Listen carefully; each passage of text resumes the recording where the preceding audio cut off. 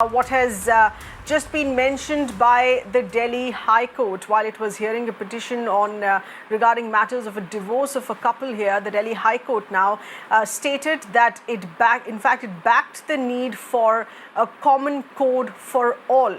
While deciding an appeal on a divorce petition here, the Delhi High Court has observed that there is a need for a uniform civil code, as has been envisioned in Article 44, has been reiterated from time to time by India's top court as well, that should come into being now. The High Court sent its judgment to the Law Ministry now to take appropriate steps as deemed fit for the creation of the UCC. It's important to note here on the case pertaining to which case here the High Court made these observations. It was dealing with a petition that involved applicability of the Hindu Marriage Act 1955 to those who were belonging to the Meena community.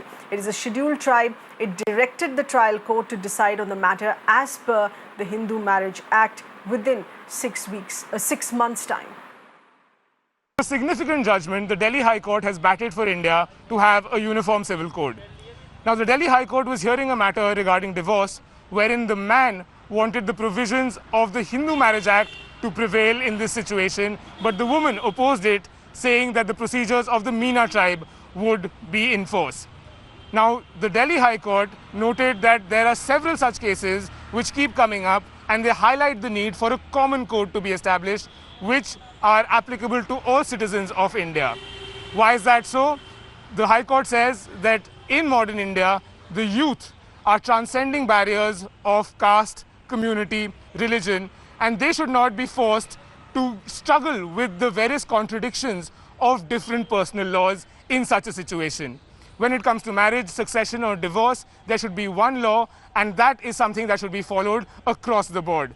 Now, the Delhi High Court has also stated that Article 44 of the Indian Constitution has given hope and has stated that there should be one code that is applicable to all its citizens, and that hope should not merely remain a hope anymore. In pursuance of this, the Delhi High Court has now said that this particular judgment will be sent to the Law Ministry so that they can consider the matter and take appropriate action as required in their wisdom.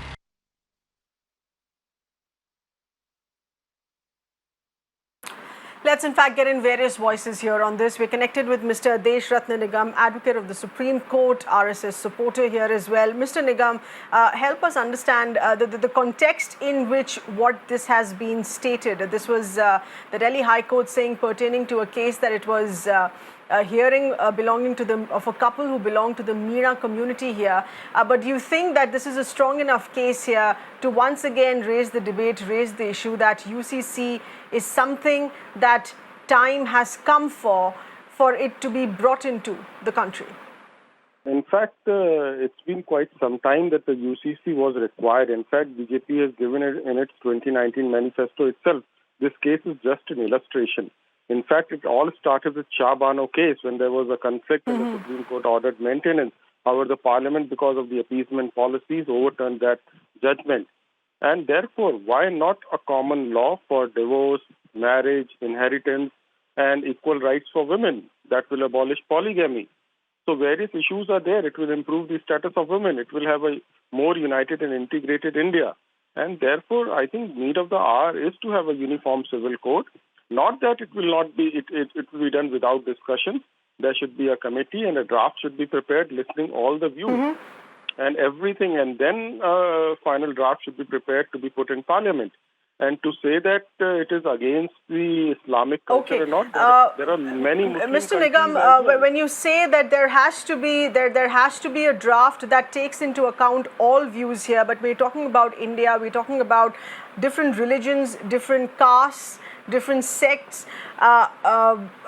different cultural issues that come into being here as well, which play a role in matters pertaining to marriage, divorce, inheritance. To what extent can this draft fully represent all communities and satisfy all communities? Because there are huge differences in each that we see here. See, in fact, you require a common minimum, agenda. And when all the parties come and air their views, I am sure there will be a kind of common grounds.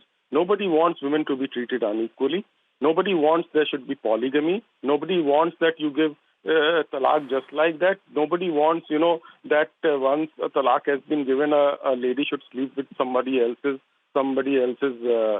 husband or another man. Right, Mr. Nigam, you're only talking about one community. It's important to note here that the Delhi High Court making this observation pertaining to issues that were raised on the Hindu Marriage Act. This was a couple belonging to the Meera community. So we're obviously looking at a lot of communities that would need to take into this account of this common draft that you're talking about, because there are differences even within one religion where different castes, different sects follow different rules of what they say belongs to them. Let's get in Ms. Zeenat Shaukat Ali, Islamic scholar and activist, connected with us here as well. Zeenat, many thanks for being with us here. To what extent do you agree with the Delhi High Court here saying that there is disparity to an extent that one needs a uniform civil code to function in the country? How do you think everyone across the country will be able to make peace with this? Hi. Thank you for inviting me. I think, the time has come for a uniform civil code, and there has to be some kind of a balance. You look at countries across the world that in any secular democracy, there is one, uniform law which has to do with the age of marriage, which has to do with the laws of marriage, which has to do with the laws of divorce, and it has to do with the general justice balance. So here we are talking about equilibrium between the sexes, equilibrium between the religions, and I think all religions cutting across. The bottom line is that all religions give you that justice. Now, for example, what was just quoted for polygamy, I want you to know that Islam has never propagated polygamy. It has never encouraged polygamy. It has discouraged polygamy when there were a number of, unlimited amount of women a man could have different kind of relationships with. It spoke of four, and then it spoke of only one, and then in the same, in the same chapter, it goes on to say that you cannot deal equitably with more than one, so therefore only one. So we have to understand how to interpret it. So there is an understanding that we have if we are talking about gender justice, if we are talking about equilibrium, and if we are talking about, a kind of a uniform, balanced understanding of any secular democracy in the world. No, but Zeenat, that's the concern here on this balance that the UCC attempts to strike. To what extent it can be done without raising heckles, to an extent that it can be done peacefully, because talking about India, there are not just different religions, there are different castes, there are different sects. For instance, a very interesting case basis which the Delhi High Court made this observation today, where the husband wanted the divorce to be given as per the Hindu Marriages Act, but the woman was insisting that the Meera community tribal laws be respected here. So this is mind-boggling disparity that India has to deal with, and the matters seem to have settled so far as personal rights are concerned, personal religious rights. The UCC, would it be taking away all of these personal religious rights and saying that this is now to be dealt with monochromatically in a very single manner, which is under the UCC? No, I don't think so. I don't agree with that perspective point of view. You see, if the basic concept of, a balance is concerned, and of course there is going to be debate, of course there is going to be many yes and no's, and there are going to be many impediments, there are going to be many different forms of arguments, since we are dealing with so many castes, religions, etc. cutting across. But if we look at it, from a very objective point of view, and if you look at it from the point of view that there is Article 44 that is talking about, the implementation of one law that will bind the people together, and that will give justice. Now, if you are talking about this example of this man who wanted the divorce and the woman who is not, if there is a balanced law, if there is a law to the effect that if either party approaches, that is what Islam has taught, but Muslims have never practiced it, unfortunately, that whoever wants a divorce, whether it's a man or a woman, there has to be an arbitration council, and the decision has to be made by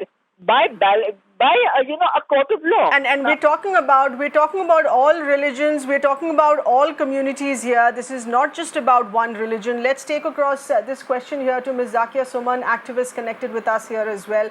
Zakia Suman, in your view, to what extent this can be dealt with a manner that would satisfy all religions, all communities in India, to have the UCC, as the Delhi High Court here says, while it was listening to a petition of a couple belonging to the Meena community, to have a UCC which will bring in uniformity and also satisfy all people across the board. Is that really possible here? Sir, first and foremost, the concern is not about uniformity. The concern is about gender justice. The concern is about the woman's rights not being violated. Having said that, we also need to remember that Uniform Civil Code today is a hugely politicized issue. And you cannot, bring it in from the outside. We have seen what has happened with the farm laws.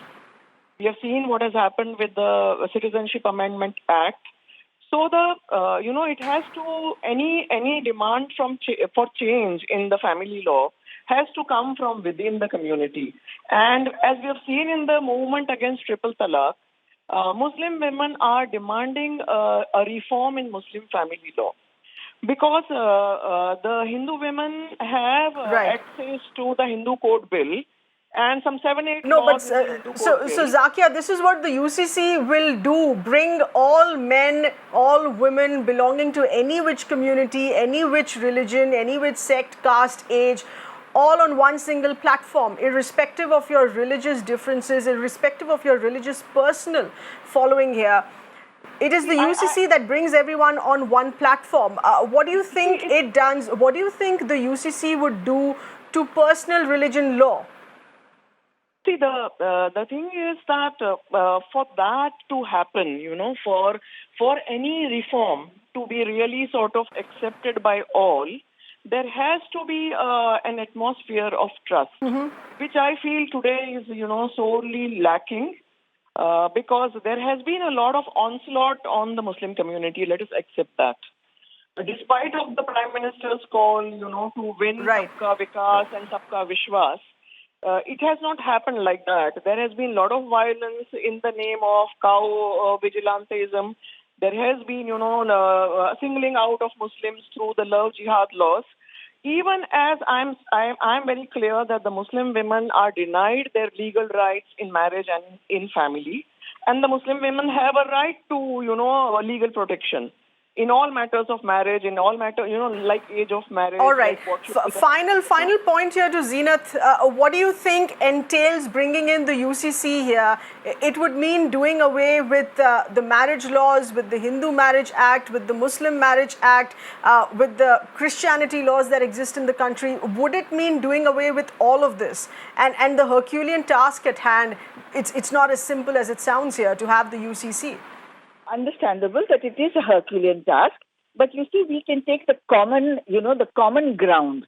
Every religion has a common ground, and we take the best of each one, and there has to be debate. It's not going to happen overnight. It's not going to come like a whip, this is what we are going to do. No, there has to be debate. There has to be a trust element created, which there has been a lot of mistrust, and the Muslims have been sidelined. But whatever that is, it is, keeping that aside for the time being and talking about gender justice and talking about the equality of the legal system, I think that, if you take the best of every religion and if you put people across the table and, you talk about it, how do you want to take the country forward? We're now living in the 20th century, 21st century, not in the medieval dark ages. So considering that factor and considering that as a Muslim, I'm talking about Islam, that Islam has given umpteen rights. There is no triple talaq. There is no halala. The customary laws have prevailed over other laws. So this is not going to sideline Islam. Islam is not telling you to have 4 wives. Islam is telling you not to have multiple wives. But the whole point is that never be it would be important, of course, that we get in more voices from across all communities on what they feel about this. And the case that was being heard in Delhi High Court being of particular interest here, that triggered this observation from the Delhi High Court of the Meena community. We'll have to leave it at that. Appreciate the voices who've spoken to us here on this.